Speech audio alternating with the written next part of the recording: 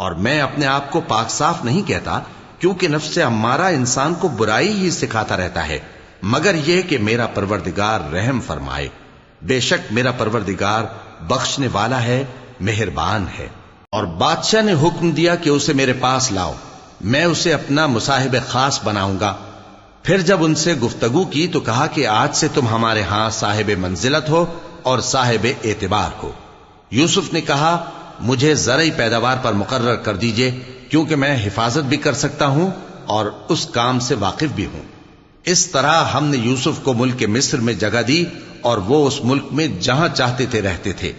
ہم اپنی رحمت جس پر چاہتے ہیں کرتے ہیں اور نیکوکاروں کے اجر کو ضائع نہیں کرتے، اور جو لوگ ایمان لائے اور ڈرتے رہے ان کے لیے آخرت کا اجر بہت بہتر ہے۔ اور یوسف کے بھائی کنعان سے مصر میں غلہ خریدنے کے لیے آئے تو یوسف کے پاس گئے، تو یوسف نے ان کو پہچان لیا اور وہ ان کو نہ پہچان سکے۔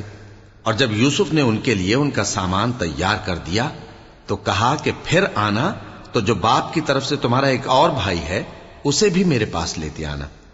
کیا تم نہیں دیکھتے کہ میں ناب بھی پوری پوری دیتا ہوں اور مہمانداری بھی خوب کرتا ہوں؟ اب اگر تم اسے میرے پاس نہ لاؤ گے تو نہ تمہیں میرے ہاں سے غلہ ملے گا اور نہ تم میرے پاس ہی آ سکو گے۔ انہوں نے کہا کہ ہم اس کے بارے میں اس کے والد کو پھسلائیں گے اور ہم یہ کام کر کے رہیں گے۔ اور یوسف نے اپنے خدام سے کہا کہ ان کا سرمایہ یعنی غلے کی قیمت ان کے سامان میں رکھ دو۔ عجب نہیں کہ جب یہ اپنے اہل و عیال میں جائیں تو اسے پہچان لیں، اور عجب نہیں کہ یہ پھر یہاں آئیں۔ جب وہ اپنے والد کے پاس واپس گئے تو کہنے لگے کہ ابا، ہمارے لیے غلے کی بندش کر دی گئی ہے، تو ہمارے ساتھ ہمارے بھائی کو بھیج دیجئے تاکہ ہم پھر غلہ لائیں اور ہم اس کے نگہبان ہیں۔ یعقوب نے کہا کہ میں اس کے بارے میں تمہارا اعتبار نہیں کرتا، مگر ویسا ہی جیسا پہلے اس کے بھائی کے بارے میں کیا تھا، سو اللہ ہی بہتر نگہبان ہے اور وہ سب سے زیادہ رحم کرنے والا ہے۔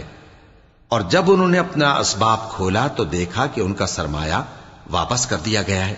کہنے لگے ابا، ہمیں اور کیا چاہیے؟